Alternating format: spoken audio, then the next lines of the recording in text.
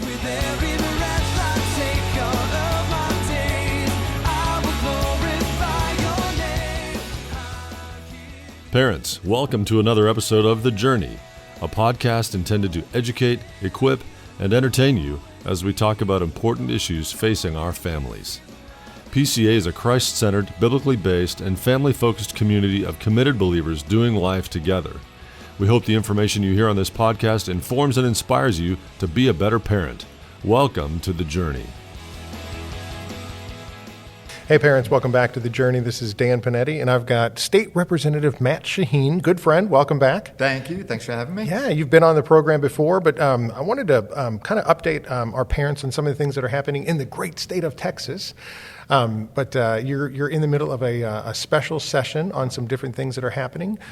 So I appreciate the time. I know you're actually heading back down to Austin to continue the work, which is fantastic, and I appreciate that. But let's dive in and just kind of get an update on some of the things that you guys have done, letting our parents know.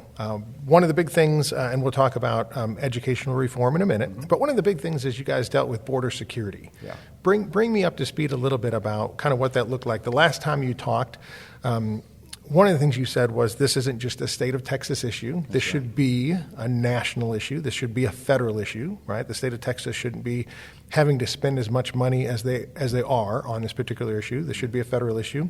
Between that time and now, an article came out about the New York City mayor. And I don't know if you heard about this, but the New York City mayor, his name is Eric Adams, they are now asking illegal immigrants that have been shipped up to his state to come into a processing center where they will buy them a ticket and fly them anywhere in the world they want to go, as long as they leave the state of New York. And what he said was, over the next 3 years, it's going to cost the state of New York and his city, right, $12 billion. And this is something you've been saying, right, and Texas and Arizona and New Mexico have been saying, is this is not just a border state issue. The rest of the country needs to know about, right, the immigration influx and how much it's costing, right, our taxpayers and is really taking away from, right, the citizens and the money that's supposed to be used for, right, people who are already here. So speak to what you guys did with the border security issue. I mean, it's interesting that $12 billion is causing him pain. We've allocated already $13.5 billion. We're doing things like deploying troops down to the border. We're actually building parts of the wall. And yes, we have now deported over 60,000 illegal immigrants to cities like New York that have claimed to be sanctuary cities and have said they are open to all, and so we've sent them. As a state, we're obviously absorbing a lot of the challenges, a lot of the issues. There's estimates of billions of dollars, in addition to just what the legislature allocates, just billions of dollars on increased demand on our schools, our healthcare, our infrastructure, and on and on and on. And so one of the strategies that we've had is to share in the challenges of illegal immigration. And I was down at the border about 3 weeks ago and saw firsthand just the human tragedy that this is bringing upon us, whether it's human trafficking, sex trafficking, of course, fentanyl and the like that's pouring through our borders. But so, look, a lot of the cities now that were open and really, I don't think, understood the impact are now feeling the impact. So much so that the president, I think about 2 weeks ago, talked about waiving a bunch of regulation that now they're going to uptick in the pace that they're building the wall. Okay. The federal government is. So the president is responding to the voices of these other cities. But so a lot of that work we did during the regular session. Mm-hmm. And during this special session, the governor put a couple more items on the border, about the border on the special session. When he calls us into special session, the legislature can only work on what the governor tells us to. And so he put some border issues there. So one was another $1.5 billion to expand construction of the wall. So you have a state that's actually having to build portions of the wall, clearly a federal responsibility. And then the other thing that we did is we've now made it illegal across the board to enter the state of Texas illegally. Okay. And here's why that's important. So before, we would have to find somebody that was trespassing on private property. Right. And then the law enforcement would have to work with that individual, and they may or may not work with the state. And if they didn't work with the state, there was really nothing we literally need people to press charges. with this new legislation, we passed it last week, you enter the state of Texas illegally from a different country, we now can arrest you, and now we can prosecute you and serve time. Yeah. Now, you mentioned something about sex trafficking, especially sex trafficking of children, because some people miss, as you said, kind of the human part of this equation. Oh, yeah. We want as a country to be tremendously compassionate towards individuals, but because people come over here illegally, there's a lot of things that are just done to people that are not in their best interest. It's awful. And so one of the things you were looking at is saying, hey, listen, if you're going to traffic a child, right, we're going to come down harder on you to the point where Texas has the death penalty. You're even looking at implementing that. Yeah, that's legislation that we're working on. I just did an op-ed that's on the Blaze starting today, November 1st, and. Actually, Ted Cruz, the senator, talked about this yesterday during one of his trips. He saw a little girl with an adult male that was claiming to be the father, and it was clear he wasn't and did not have this child's best interests in mind. What we as Texans, what PCA parents need to be aware of is the average age of a sex trafficking victim in the state of Texas is a 12 to 14-year-old little child. And so we are working on legislation that if you sex traffic a child, the death penalty will be an option. I passed legislation last session to where you would not be able to be, parole would not be available to you.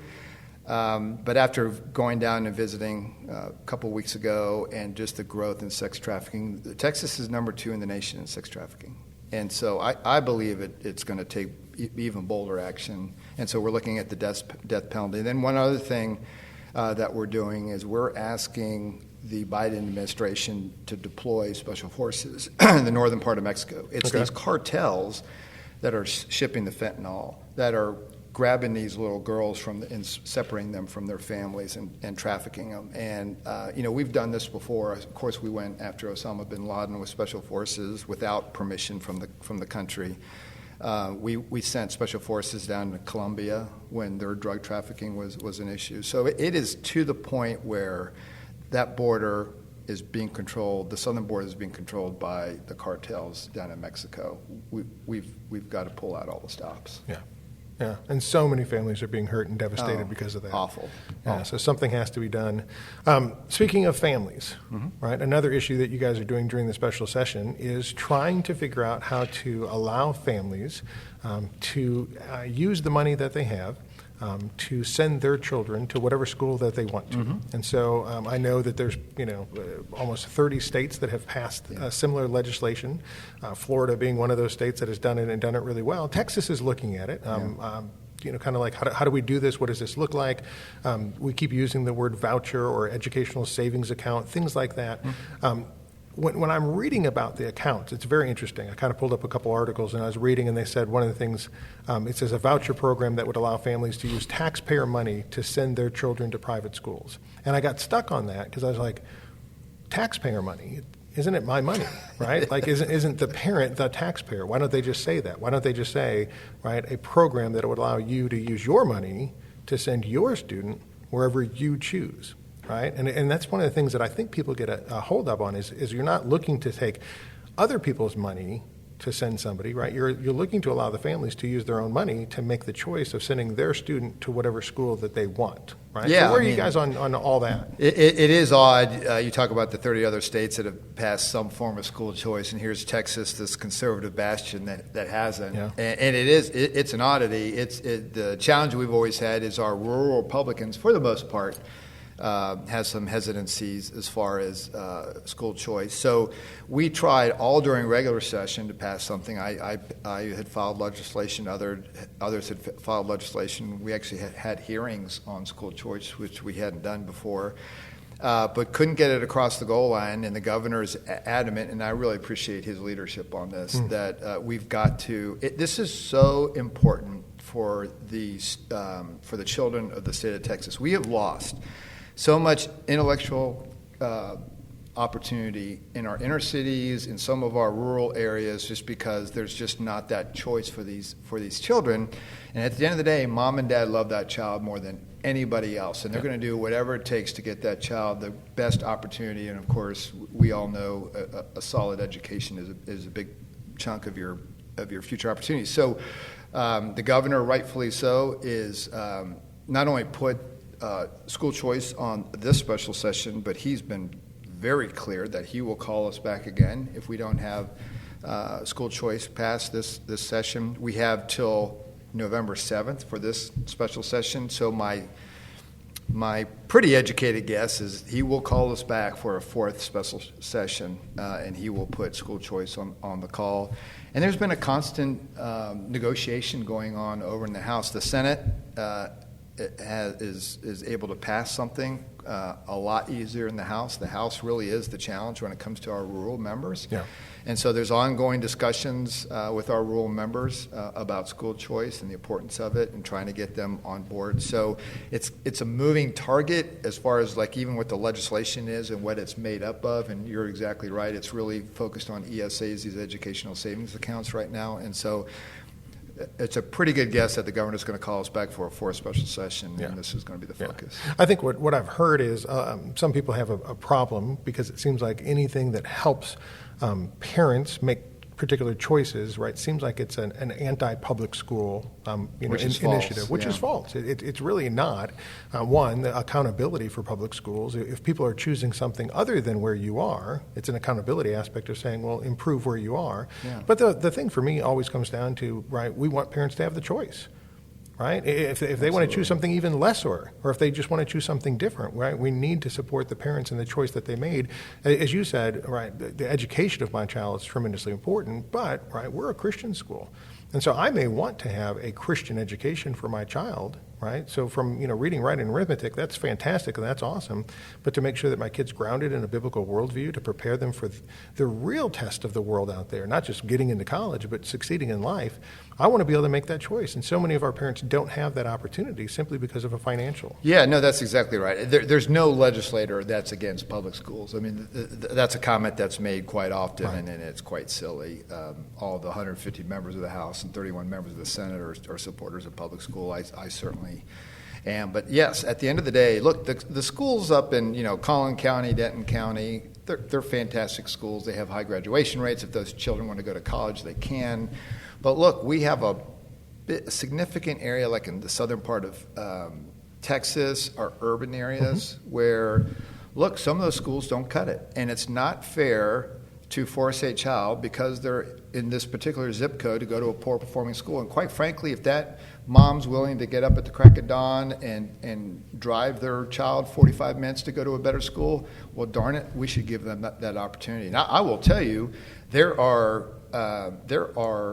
children in my district who send their children to school in Fort Worth every day because they want that experience for the child. They send them to Catholic schools. I was meeting with some of the members of the Catholic Church this week down in Austin. And so those moms and dads are going to do whatever they can to make that child successful. And we, quite frankly, are getting in the way. Yeah. And so we're adamant on working on this and get something across the goal line so that we can give the best opportunity for Texas children. Yeah. Now, one of the things that you're not getting in the way of is giving Texans back their money from a property tax relief. That's right. And that's one of the things that I've always appreciated about Texas, right, is, so many other states, when, in a sense, when the state brings in the revenue from, the tax base, if they have too much, right, they just spend it. Yeah. Texas gives it back. And you were just saying that, when this actually hits and people are listening to this, one of the things that they might be doing is they might be actually opening up the mail and getting a letter from their county saying, hey, here's your property tax relief. Yeah, that's exactly right. Your listeners that are in Collin County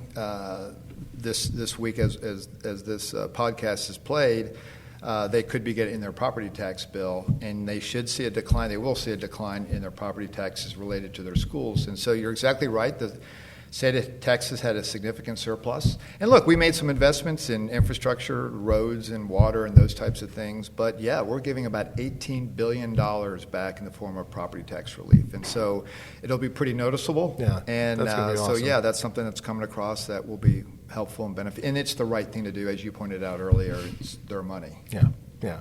One of the last things I want to mention to you is just as we move into this political season, one of the things that happened was Speaker of the House from the federal standpoint, right? Yes. So you're a state legislator, and we appreciate you representing the state of Texas and all of us here in Collin County.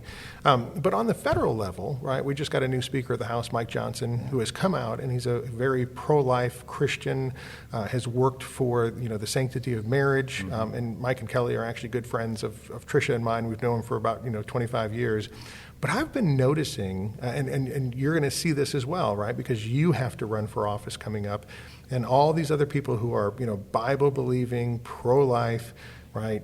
Individuals, right? There is a huge backlash against Mike Johnson, and I'm paying attention to this kind of from an interesting standpoint of just how they're attacking him, right, for his particular belief system, right? And it's just kind of an interesting thing, right? You see this as well when you put yourself out there as a Christian, right, as a pro-life individual, right, that a lot of that attack, right, comes at you personally for your particular belief system, where if somebody else tried to do that against somebody else's belief system, you could never do that, right? You could never attack another person's religious beliefs, but it's okay to attack a person who's a Christian. So just kind of a thought or comment on that? Yeah, I mean, I think it's fantastic, obviously.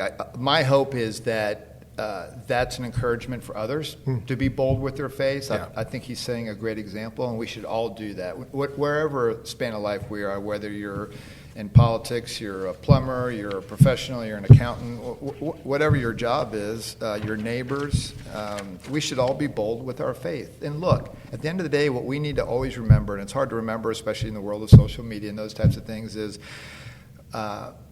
we have an audience of one, and that's the Lord Jesus Christ, and that's the one that we need to make happy and be pleased with us. And with that as our focus, sure, are we going to get arrows thrown at us? But who cares at the end of the day? Look, we win. It's kind of like watching the World Series. You actually know how it's going to end up, but which people will know when they're listening to this podcast, but we don't know yet. But look, at the end of the day, I think it's fantastic what he's doing, and I pray that is a great example for others. From the adults out there, of course, that tend to watch this stuff and pay particular attention to that, to our school kids as well. Let's be bold with our faith, because at the end of the day, look, there's a lot of people that are struggling. There's a lot of people that have unanswered questions, and quite frankly, we've got the answer. Yeah. Amen to that. Well, just a last thought from us. One, we appreciate you and your time and your service for our state. We're actually hosting you at our school in our mock trial room because we wanted to give you kind of a little feel, right, for the legislature. Our mock trial program run by Ken Stidham is an incredible program that we have as part of our speech and debate program. They recently just went up to Yale University where they participated in an incredible program up there. They took 6th place in the country. But just kind of it's training our kids in the environment that we have to prepare them to be the next Matt Shaheens, the next leaders of our state and of our country. And so I just wanted to say, from our parents' perspective and from mine personally, thank you for your service to our state and the work that you do down in our state legislature. Well, thank you. It's an honor, and thank my wife. Thank my wife, Robin. Amen. I appreciate your time, Matt. Thank you, buddy.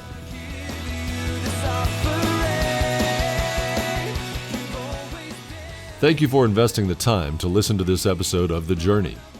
Please take a minute to share with friends and family who will also benefit from this valuable resource. And don't forget to rate and review this podcast on your favorite podcast app.